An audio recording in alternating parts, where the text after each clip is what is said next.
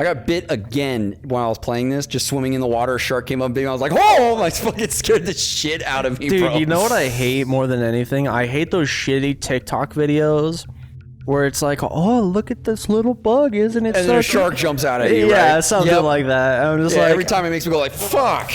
I just throw my phone at the wall. For real, though.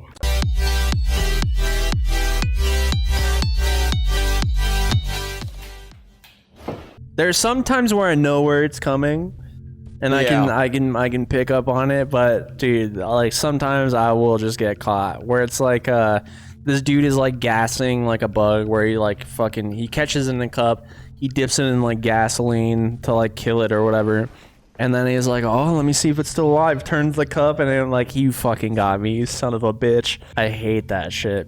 Yeah. Because it's so cheap, right? It's so like, yeah, it is kind of cheap, but it kind of works, doesn't it? Like, yeah, I mean that's literally a jump scare. Like in this is where we start talking about horror movies. Yeah, but that's cheap in a horror movie. We don't actually have to talk about horror movies. Yeah, I'm down. I obviously, if you guys have watched our Resident Evil Let's Plays, I love horror movies. There's no other genre that gets away with making a terrible movie and having it be okay. It's true. Like Five Nights at Freddy's, I bring that up as the perfect example. Movie. That movie was not good. It was so dumb. Is the sequel out? Yeah, I didn't even bother watching it. It's just fucking, that movie was horrible. The movie was dumb, but the circumstances in which we watched the movie made it fun. Yeah. Dude, when they tried to do like the scary thing with the Chica animatronic walking in the background, we all just started laughing because it was so stupid. It's kind of bad though. It was so stupid. Like that was supposed to be scary. You got something on your ass? Yeah. He's fucking bitch. Damn, he's still going? Yeah, they don't fuck around, dude. What a beast. They take 3? Oh my god. Get off my fucking nuts, bitch. Yeah, you better run, asshole. Yeah, that movie... The problem is with that movie is I think it could have had potential if it wasn't tied to Five Nights at Freddy's. I think everything that you did outside of like tying it to that universe was kind of interesting and kind of okay. The game works as a game. I think Five Nights at Freddy's is a pretty scary game. Like the original game, I actually think it's a solid game. I only played those for like very brief moments. I didn't play them like all the way through, but I have played them and they were scary. I had a good time playing it.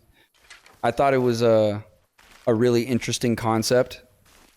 And I think the idea of them coming towards you and you having to like track where they are and not knowing where they're at and not seeing them move made it scarier. And then like fending them off in that way where it's just like you're forced to like lock down the situation all for a shitty paycheck at the end of the day. Mm-hmm. I'm like, but then it starts like that game and franchise really starts escaping me with like its extended lore and how much work has gone into make like the FNAF universe and like how like deep these people analyze it. There's no way I could get behind it. Speaking of horror, did you hear about Markiplier's new movie? Yeah, Iron Lung. Caden just saw it. He said it's actually really good, and I've actually heard that from a lot of people now that it's actually pretty good. I would definitely be willing to watch it. Yeah, I kind of wanted to go see it now. I know it's based off of a video game that he really liked, but he like independently funded, directed, and starred in that movie, and it was like #1 at the box office. Good shit. And then they took the movie off like the box office list because I think like big Hollywood just got mad. Like, just were pissed that it was like outdoing their movies, and it is. Well, it's like more successful than. And I think it was just further proving that you don't need to have these major publishers like fund your movie and then get their like greedy hands all over your script and change it for their benefit. You can make a movie on your own and it be successful, but Hollywood does not want you to know that kind of thing, you know? And well, that's the beauty of something like filmmaking becoming a lot more accessible in the modern generation, where you see all these independent like either videographers or like graphic designers or like people that do like 3D renders or like animation or stuff like that, where so many people are like that are just dedicated to the cause are just doing everything on their own. and in large part because it is more accessible. Like a good like free software to use that anyone wants to get into like 3D animation or like rendering or anything like that is Blender. Because you can make your own models, you can animate them. There's also a 2D animation thing that you can do where you can just draw and do 2D animation. And it's free. You can get it on Steam or wherever, and it's free and it's very good, and it's just like a an Ableton, if you will, where like the heights for that program are so high, where you could make Disney quality or like very high production tier quality stuff in this free software that anyone can get their hands on. No. And that's what I mean by accessibility. Like, so much of this stuff is so much more readily available. And like, if you have a good idea, filmmaking is not the hardest thing to do ever. You know, it's still tough, especially if you want to go more high production value, but anyone can make a film that's pretty decent, I feel like, if they have a good premise with the phone in their pocket. And there's so many people that don't realize that with anything. Like, they feel to start anything, they need like the best equipment, or like, I gotta get, you know, I want to be a photographer, so I have to get a DSLR before I get started. I'm like, no, motherfucker, you have a fucking one of the best cameras in your pocket right now. Yeah. You can, and I'm sure there's free software that's comparable to something like a Photoshop, or like, there's plenty of open source software out there for anything that you're looking at, but people get so hung up on getting the best of everything before they even get their foot in the door that it creates this problem where they never get started. And that's with anything. I've seen it with music. I've seen it with filmmaking. I've seen it with photography. I've seen it with streaming, or with everything. I'm like, oh, if you want to do anything and there's anything that you're interested in, just start. Yeah, and you know, that film 28 years later, there was a few shots in that movie that were done with an iPhone. Yeah, absolutely. Like, you can, oh man, it's the accessibility part makes me happy. The people not doing something that they say they want to do in spite of its accessibility makes me mad. Yeah. Because I'm like, all right, well, it just shows that you actually don't want to do this all that much. Like, I had a friend in high school who was like really always of the mind where it's just like, oh man, I really want to start making music. I'm just like, all right, well, just start. And it's like, oh, well, I don't really have much right now. He got like a shitty guitar, and then proceeded to not play it. And then I let him borrow my keyboard for like a month and a half to 2 months. Barely learned anything on it. I'm like, oh, okay, like, you're saying you want to do all this stuff. You have some access to the tools and you're not taking advantage of it. Yeah. And it's like, oh, okay, even if you don't have my keyboard, what is preventing you from learning like the theory of music in the meantime? What's preventing you from learning how chords work or how harmonies work or like things of this nature? There's so many things that you can do before you actually get physical hardware. You can learn to read sheet music. You can learn how a tablature works. You can try to study and understand the composition of a song. Yeah. And it's like, okay, like, you know, why, like, what would be a good way I can make use of a key change? Or like, you know, what are these sequences of like time signatures and changing that up. I'm like, oh, there's so much stuff to do to like prime yourself, but it's the refusal to do it at large that just fucking frustrates me. I think that ultimately just stems from, do you have the passion for that thing you're trying to do? I mean, or you just talk. Drives so much. Yeah. But I think passion just drives so much of what you want to do. If you have a true passion for it, there won't be anything in your way. Absolutely. I could not agree more. And it just harpens back to, okay, you just simply don't want that thing actually enough. Right. Or like, you know. Just fucking shoot me. I'm working on it.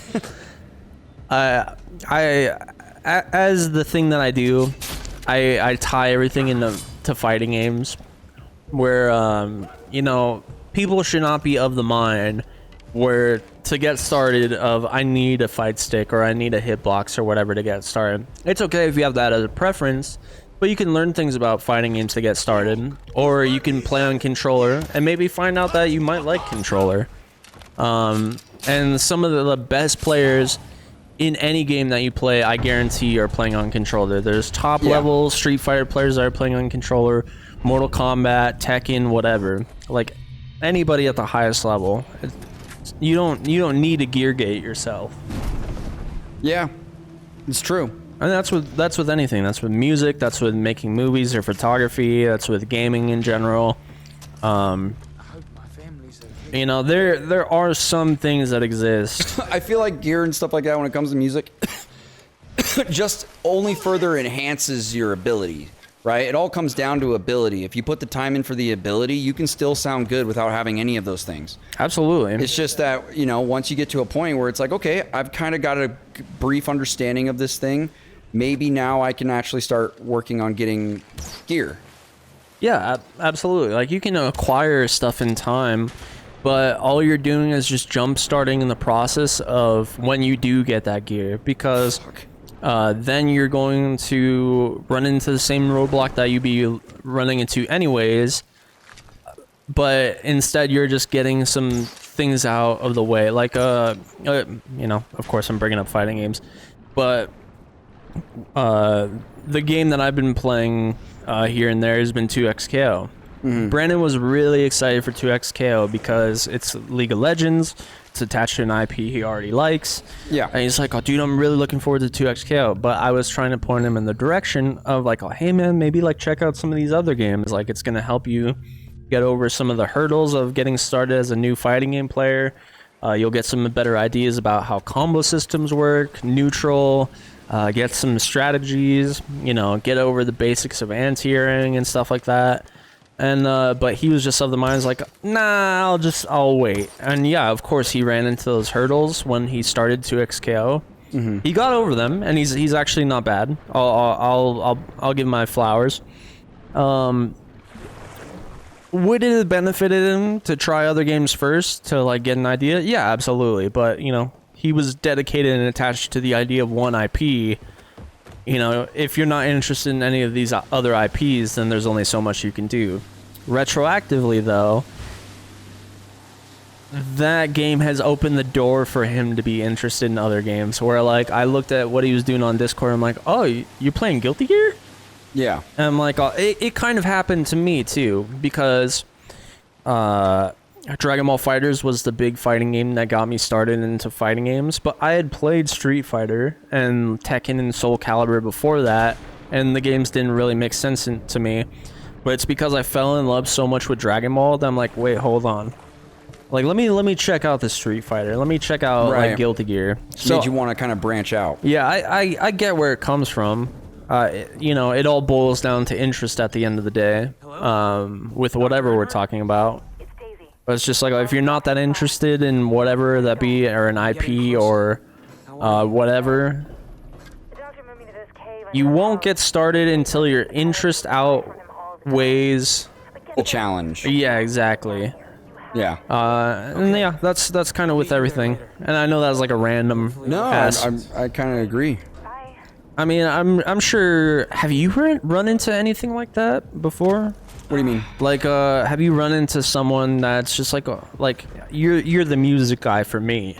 Yeah. Have you run into someone that's seen your ability and been like, man, I'd like to be like that one day? I'm like, well, yeah, I have. Well, what's stopping you? And it's like, well, you know, I got to take my fish for a walk. My pool's on fire right now. Yeah. No, I have, and I'm not gonna like just call out people or anything like that, but I have talked to people like that, and I've tried to encourage people to like learn more and stuff like that. And you can't force people to learn something. You know? Absolutely. It really is something where it's like they have to just do it on their own at some point. Like, yeah, I can kind of like show you the door, but you have to be the one that walks through it, right? Like Morpheus says. So type shit. It does stem a lot from that. But yes, I have ran into people like that before. So, I mean, you know, the same goes out, like, for anyone. It's like, oh, yeah, if you really are of the mind where it's like, more than anything, I want to make a movie. I don't care how successful it is or if it does shit or whatever. I'm like, you could make a movie right now if you really wanted to. It's true. Goddamn snake. God damn it. That thing looks like a goddamn gummy worm. It does. I'm so fat.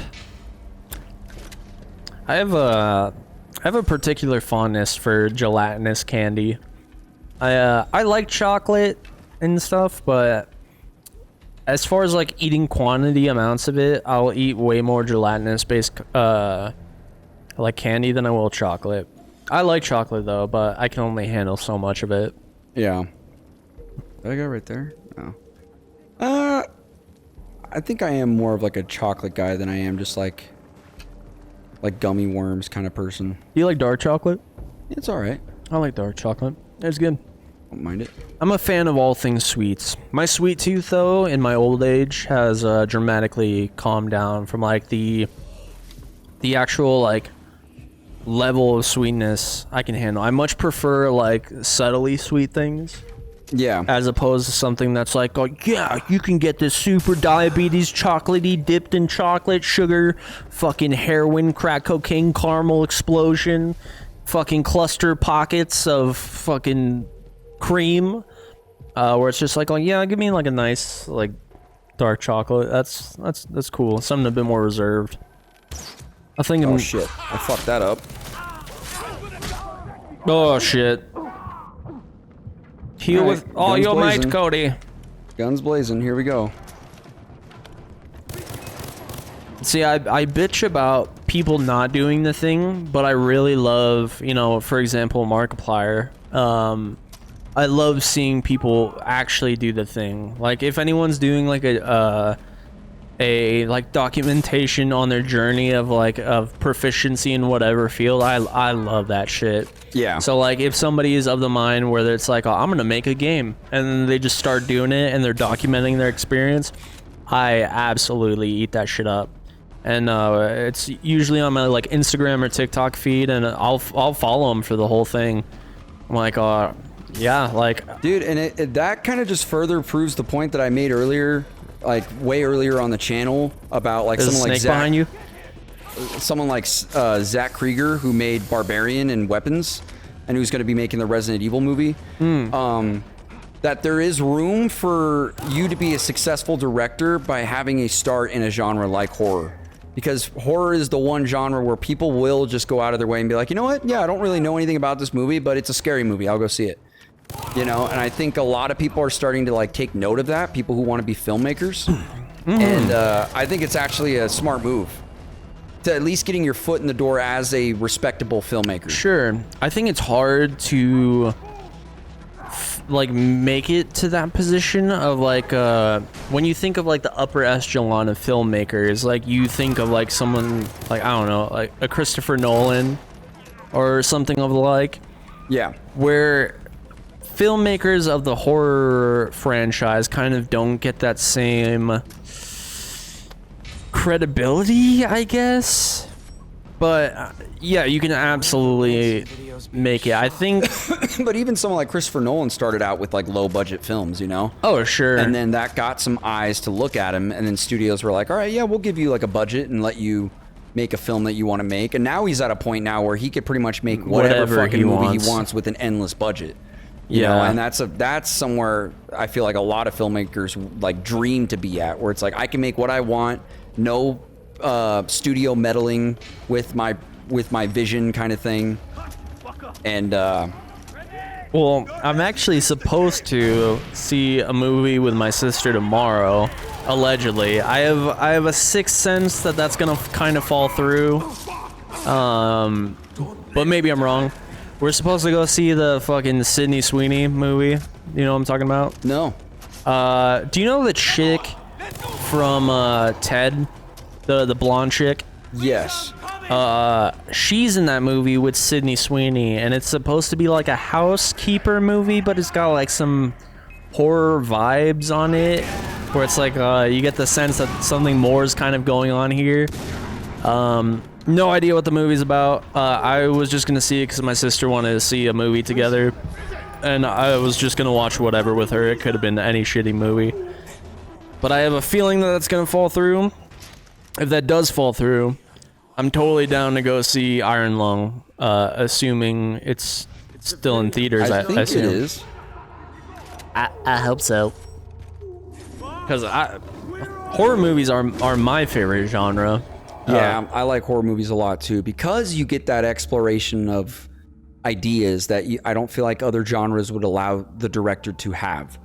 And I think there's a level of creativity with horror that, you know, studios don't mind.